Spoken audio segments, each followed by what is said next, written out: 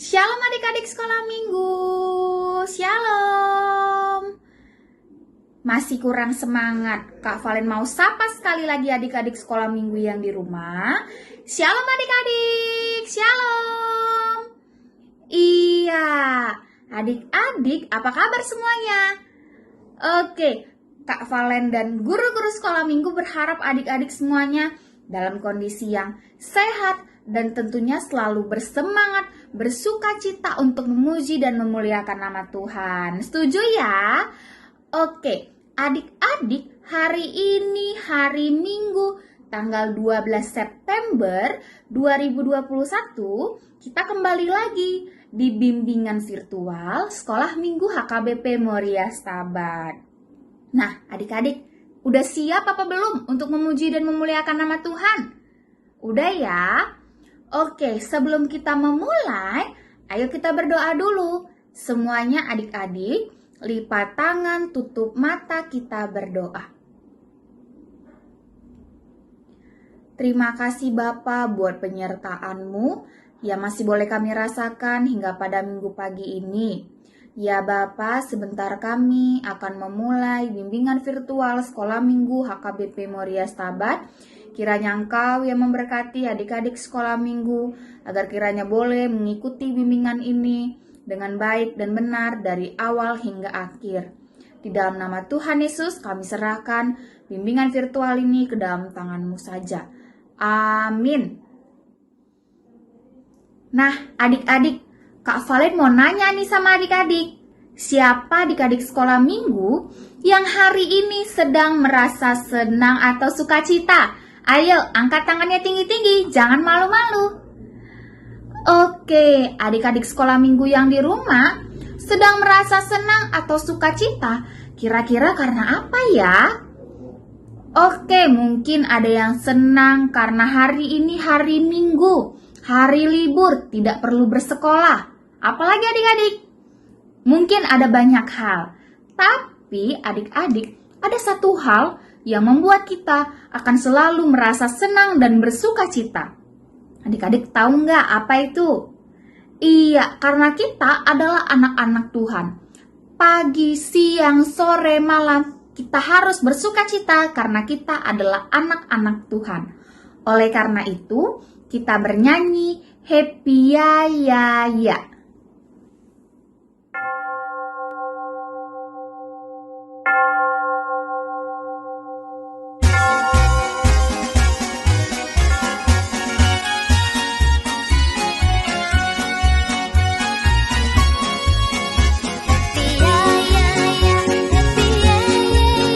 Sayang cari kenangan, malam cari impian, cinta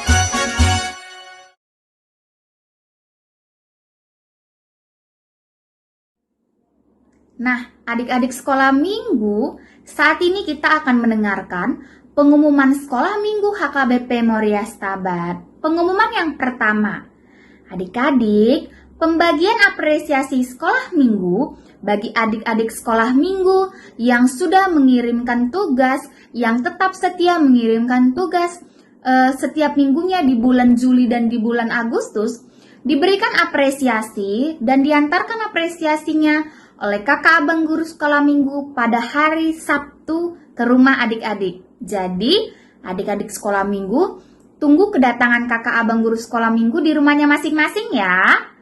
Nah, pengumuman yang kedua. Adik-adik sekolah minggu, kakak abang guru sekolah minggu tetap berharap agar adik-adik tetap setia mengikuti bimbingan virtual ini. Meskipun kita secara online, karena adanya pandemik ini, kita harus tetap semangat, tetap setia untuk memuji dan memuliakan nama Tuhan. Jadi adik-adik harus tetap semangat mengikuti bimbingan virtual ini ya. Nah, adik-adik, kita mau kembali memuji nama Tuhan. Adik-adik, kita semua di sini pasti pernah merasakan sedih. Bener nggak adik-adik? Iya. Pasti kita semua pernah merasakan sedih, tanpa terkecuali. Nah, ketika kita merasa sedih, kita hanya menyerahkan diri meminta pertolongan kepada Tuhan kita. Satu-satunya penolong kita yang sungguh, yaitu Tuhan Yesus Kristus. Oleh karena itu, mari kita bernyanyi, Yesus itulah penolongku yang sungguh.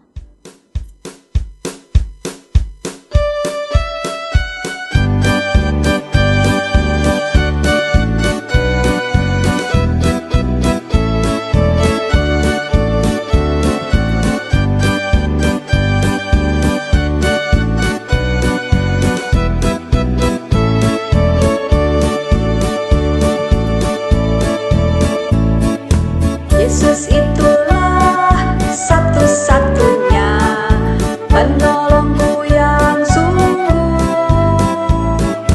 Ia berjanji akan kembali angkat kita semua. Oh, haleluya, puji Tuhan, upahmu besar di surga.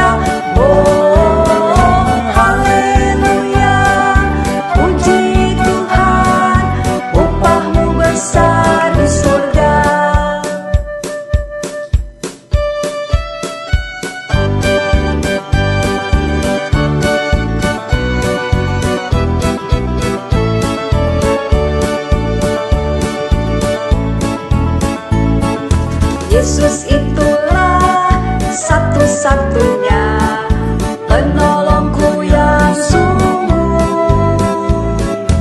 Ia berjanji akan kembali angkat kita semua. Oh, haleluya, puji Tuhan, upahmu besar di surga. Oh, haleluya, puji Tuhan, upahmu besar di surga.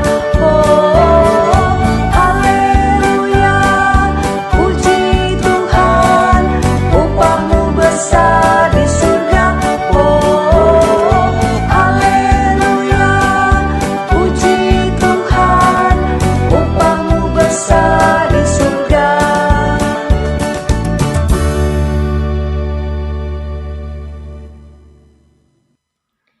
Shalom adik-adik, selamat berjumpa kembali pada Minggu 12 September 2021.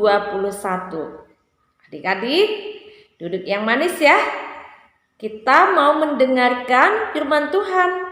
Namun sebelumnya, kita bersatu dulu di dalam doa. Kita berdoa. Kepada Allah yang kami kenal di dalam Yesus Kristus, kami memohon Roh Kudus-Mu boleh mengajari kami, membimbing kami, menguasai hati pikiran kami ketika kami boleh mendengar firman Tuhan saat ini. Supaya firman-Mu ini juga boleh kami hidupi dan kami juga boleh mengaplikasikannya di dalam kehidupan kami. Ini kami ya Tuhan, anak-anak-Mu, anak-anak sekolah minggu, persiapkanlah kami, perlengkapi kami. Di dalam nama Tuhan Yesus kami sudah berdoa. Amin. Ya, adik-adik, firman Tuhan menyapa kita melalui kitab Keluaran 2 ayat 1 sampai dengan 10. Keluaran 2 ayat 1 sampai dengan 10. Sama-sama kita membaca melalui video ini. Oke? Seorang laki-laki dari keluarga Lewi kawin dengan seorang perempuan Lewi.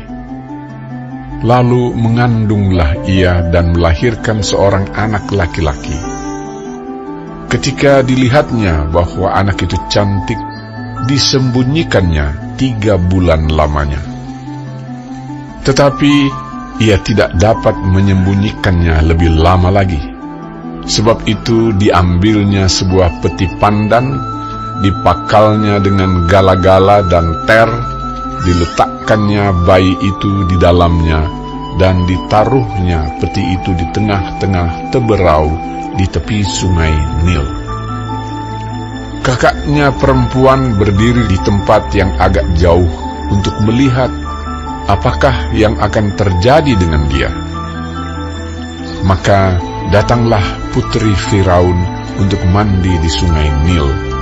Sedang dayang-dayangnya berjalan-jalan di tepi sungai Nil, lalu terlihatlah olehnya peti yang di tengah-tengah teberau itu. Maka disuruhnya hambanya perempuan untuk mengambilnya. Ketika dibukanya, dilihatnya bayi itu, dan tampaklah anak itu menangis, sehingga belas kasihanlah ia kepadanya dan berkata, "Tentulah ini bayi orang Ibrani." Lalu bertanyalah kakak anak itu kepada putri Firaun, "Akan kupanggilkah bagi Tuan Putri seorang inang penyusu dari perempuan Ibrani untuk menyusukan bayi itu bagi Tuan Putri?" Sahut putri Firaun kepadanya. "Baiklah." Lalu pergilah gadis itu memanggil ibu bayi itu. Maka berkatalah putri Firaun kepada ibu itu, "Bawalah bayi ini dan susukanlah dia bagiku, maka aku akan memberi upah kepadamu." Kemudian perempuan itu mengambil bayi itu dan menyusuinya. Ketika anak itu telah besar, dibawanyalah kepada putri Firaun yang mengangkatnya menjadi anaknya dan menamainya Musa, sebab katanya, "Karena aku telah menariknya dari air." Wah, luar biasa ya pertolongan Tuhan terhadap bayi Musa. Nah, adik-adik, bukanlah secara kebetulan Yokebed, ibunya Musa, dipakai Tuhan untuk menyelamatkan bayi Musa. Ini semua adalah rancangan Tuhan. Bagaimana Yokebed di tengah-tengah ketakutannya. Pada masa itu Yokebed adalah perempuan Israel yang melahirkan bayi laki-laki. Nah, mereka tinggal di Mesir pada masa pemerintahan Fir'aun. Fir'aun memerintahkan barang siapa perempuan Israel yang melahirkan bayi laki-laki, maka bayi ini akan dibunuh. Nah, adik-adik, bukan secara kebetulan di tengah-tengah ketakutan Yokebed, di tengah-tengah banyaknya masalah yang akan dihadapi Yokebed, Tuhan memakai Yokebed untuk melahirkan Musa di tengah-tengah kondisi seperti ini. Bahkan juga adik-adik, Tuhan pakai Yokebed. Tuhan menuntun Yokebed. Dia membuat suatu keranjang, kemudian dia letakkan bayi itu di dalam, dan bayi ini juga dihanyutkan ke sungai. Dan juga bukan secara kebetulan adik-adik. Hal ini dilakukan Yokebed bukan mencelakakan bayi Musa, tapi dia boleh memakai Miriam untuk mengawasi perjalanan bayi Musa di dalam sungai tersebut. Dan juga bukan secara kebetulan adik-adik, Miriam ini juga dipakai Tuhan untuk boleh menyatakan, untuk boleh lebih berani untuk menyatakan maksud bahkan rancangan-rancangan daripada Yokebed sebelumnya. Dan juga bukan secara kebetulan adik-adik, putri Firaun juga mengangkat Musa dari air. Itulah artinya Musa itu adalah anak yang ditarik dari air. Itu artinya Musa. Adik-adik, wanita-wanita hebat ini dipakai Tuhan bukan secara kebetulan.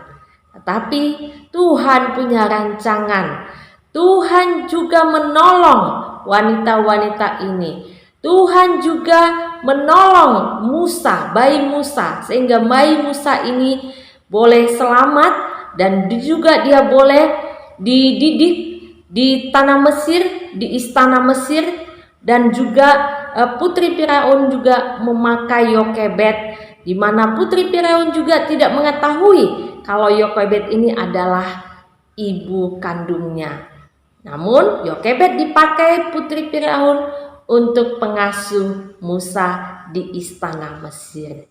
Wah, luar biasa Tuhan memakai wanita-wanita hebat ini.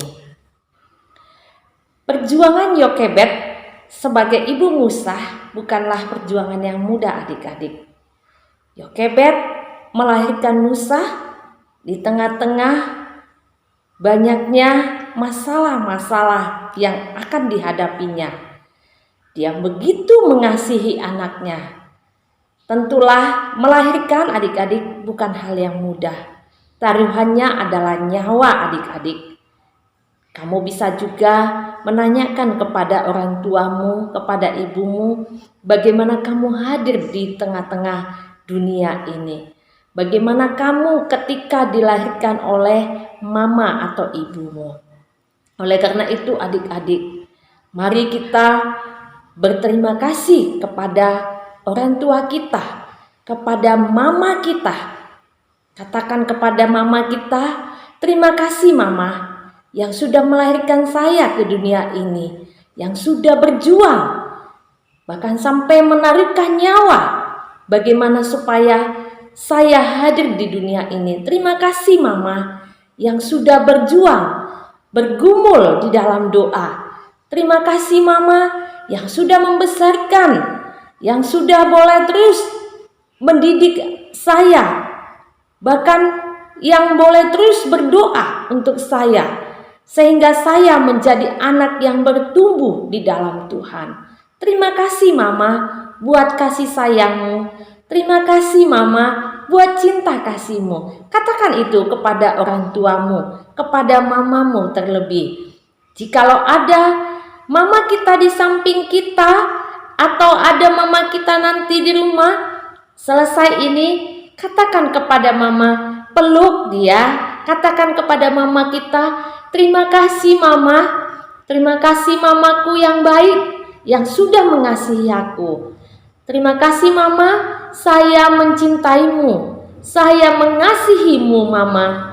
Terima kasih mama, Tuhan yang boleh menolong semuanya ini. Oleh karena itu, anak-anak sekolah minggu boleh merasakan pertolongan Tuhan yang luar biasa melalui hidup kita. Mari dengarkanlah apa yang dikatakan oleh orang tuamu. Mari taat kepada orang tua, hormatilah orang tuamu, taatlah kepada ibumu atau kepada mama kita. Karena dia mencintai Tuhan, dia mengasihi Tuhan, dan dia juga mengasihimu sebagai anaknya. Amin. Kita berdoa. Kita berdoa.